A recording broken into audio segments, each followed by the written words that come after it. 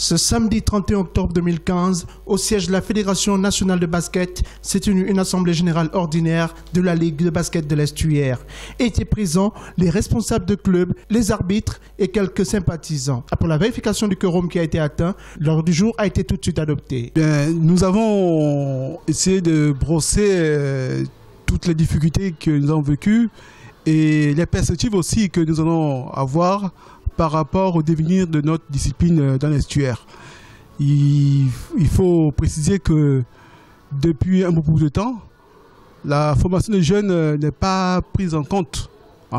Et on ne peut pas avoir une élite de qualité sans une prise en compte de la formation des jeunes. Le tour est ensuite venu de présenter le rapport moral suivi du rapport financier qui aussi ont reçu l'approbation de l'Assemblée générale. Les deux rapports ont été adoptés, ils venaient d'être adoptés par les délégués.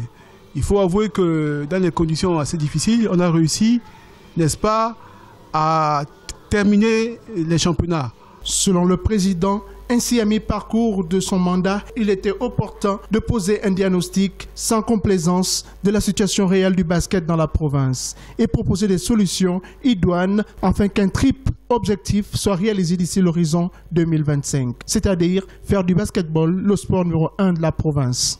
Dès la saison 2015-2016, mettra en place 3 pôles de formation dans 3 établissements.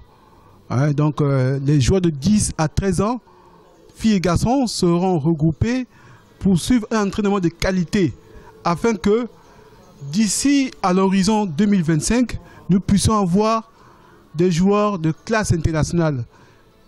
Il faut avouer que nous avons au basket 3 joueurs de classe internationale. Selon le président de la Ligue de basket de l'Estuaire, sa ligue éprouverait d'énormes difficultés. Absence de dossier administratif, non-paiement de frais de participation et licence, manque d'air de jeu. Depuis la fermeture du complexe Omnisport Président Bongo, la commission provinciale d'organisation des compétitions a du mal à établir un planning définitif en début d'année, car les aires de jeu disponibles sont privées et sont de plus en plus coûteux.